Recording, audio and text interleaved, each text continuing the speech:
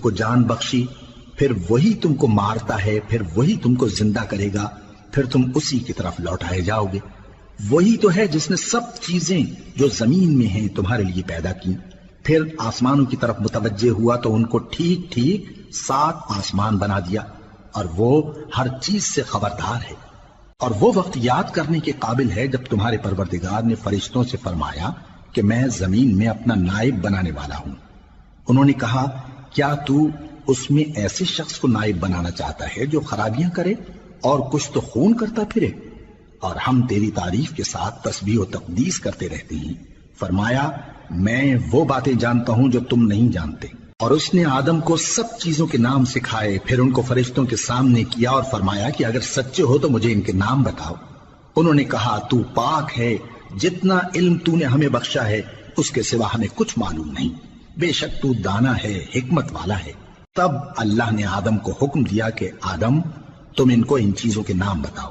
سو جب انہوں نے ان کو ان کے نام بتائے تو فرشتوں سے فرمایا کیا میں نے تم سے نہیں کہا تھا کہ میں آسمانوں اور زمین کی سب پوشیدہ باتیں جانتا ہوں، اور جو تم ظاہر کرتے ہو اور جو پوشیدہ کرتے ہو سب مجھ کو معلوم ہے۔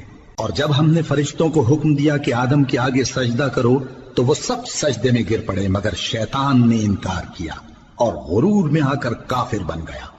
اور ہم نے کہا کہ اے آدم تم اور تمہاری بیوی بہشت میں رہو اور جہاں سے چاہو بے روک ٹوک کھاؤ پیو، لیکن اس درخت کے پاس نہ جانا نہیں تو ظالموں میں ہو جاؤ گے۔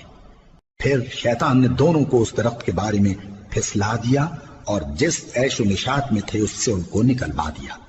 تب ہم نے حکم دیا کہ بہشت بری سے چلے جاؤ، تم ایک دوسرے کے دشمن ہو، اور تمہارے لیے زمین میں ایک وقت تک ٹھکانہ اور معاش مقرر کر دیا گیا ہے۔ پھر آدم نے اپنے پروردگار سے کچھ کلمات سیکھے اور معافی مانگی تو اس نے ان کا قصور معاف کر دیا۔ بے شک وہ معاف کرنے والا ہے، بڑا مہربان ہے۔ ہم نے فرمایا کہ تم سب یہاں سے اتر جاؤ، جب تمہارے پاس میری طرف سے ہدایت پہنچے تو اس کی پیروی کرنا کہ جنہوں نے میری ہدایت کی پیروی کی ان کو نہ کچھ خوف ہوگا اور نہ وہ غمناک ہوں گے، اور جنہوں نے اس کو قبول نہ کیا اور ہماری آیتوں کو جھٹلایا وہ دوزخ میں جانے والے ہیں اور وہ ہمیشہ اس میں رہیں گے۔ اے آل یعقوب میرے وہ احسان یاد کرو جو میں نے تم پر کیے تھے، اور اس اقرار کو پورا کرو جو تم نے مجھ سے کیا تھا۔ میں اس اقرار کو پورا کروں گا جو میں نے تم سے کیا تھا، اور مجھی سے ڈرتے رہو۔ اور جو کتاب میں نے اپنے رسول محمد صلی اللہ علیہ وآلہ وسلم پر نازل کی ہے، جو تمہاری کتاب یعنی تورات کو سچا کہتی ہے، اس پر ایمان لاؤ اور اس سے منکر اول نہ بنو، اور میری آیتوں میں تحریف کر کے ان کے بدلے تھوڑی سی قیمت یعنی دنیاوی منفعت نہ حاصل کرو، اور مجھی سے